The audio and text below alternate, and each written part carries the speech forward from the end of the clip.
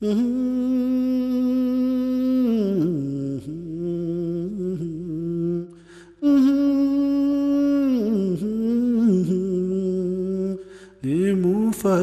twibuke.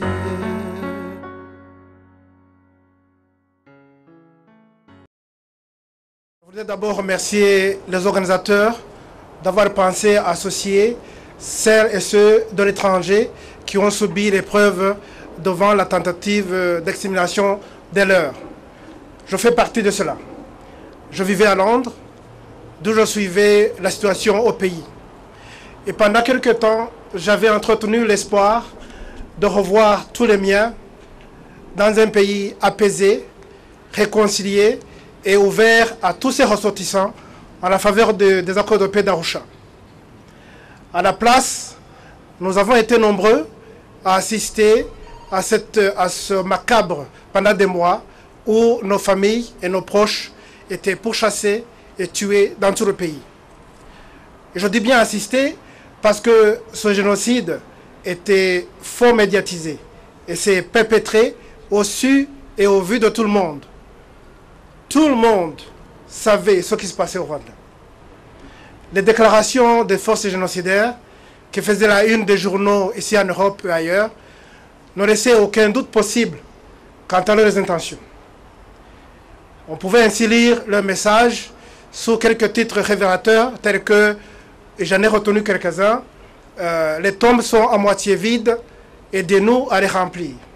Ou encore, tuez-les tous, ne laissez personne pour raconter ce qui se passe.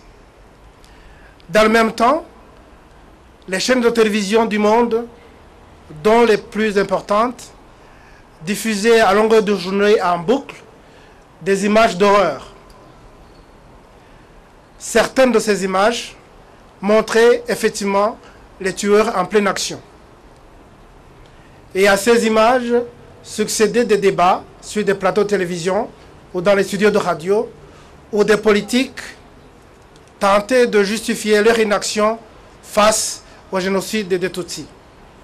Ainsi, un politique britannique s'est fendu d'une déclaration selon laquelle, je cite, « Mon pays ne doit pas intervenir au Rwanda pour sauver les vies humaines parce que nous n'avons aucun intérêt là-bas. » C'était d'une violence incroyable.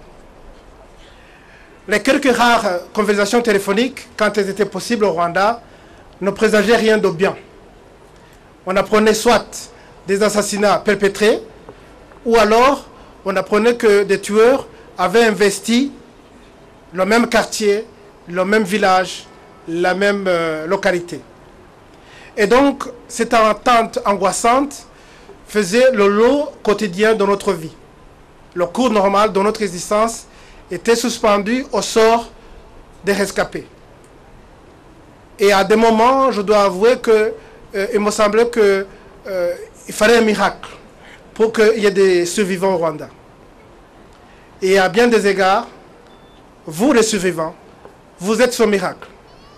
Et en ce jour, au Rwanda et dans le monde entier, nous marchons à vos côtés, avec nos amis, pour faire accomplir un devoir sacré, celui de préserver et d'honorer la mémoire des nôtres.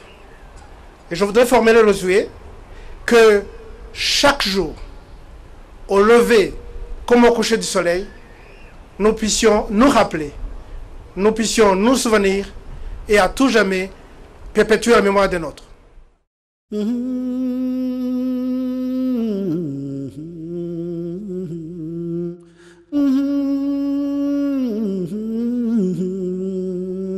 Nimufashe twibuke.